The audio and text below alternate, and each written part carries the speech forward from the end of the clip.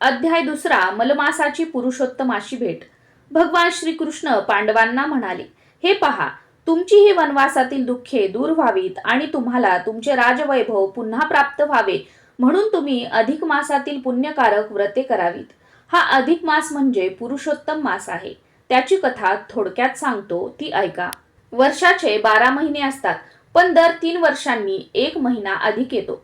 चांद्रवर्ष आणि सौरवर्ष यांचा मेळ बसविण्यासाठी शास्त्रकारांनी कालगणनेत हा 3 वर्षांनी एकदा येणारा 13वा महिना अधिक मानला आहे।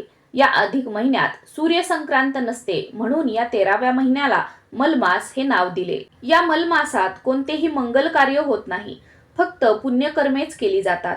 या मलमासात मंगल कार्य नाही, म्हणून अमंगल असा हा मंगलमास फारच दुःखी झाला। त्या अधिक मासात शुभ कार्य वर्ज्य, म्हणून तो अशुभ मानला गेला।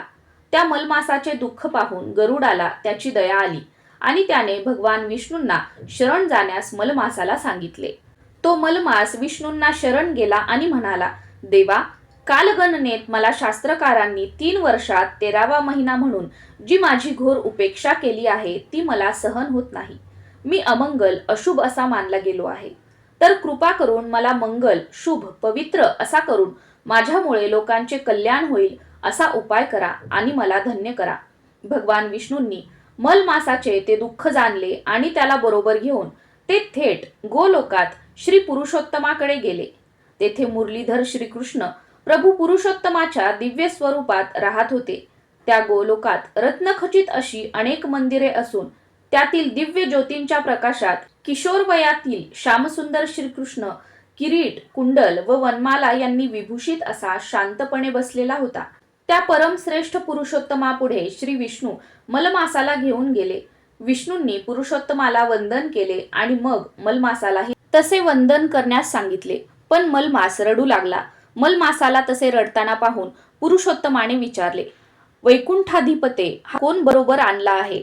हा असा रडत का उभा आहे? अहो, आमच्या या गोलोकात असा कोणीही दुःखी कष्टी नाही, येथे सर्वांना आनंदच असतो। आमच्या प्रत्यक्ष भेटीत याला दुःखी पाहून आम्हाला आश्चर्यच वाटते।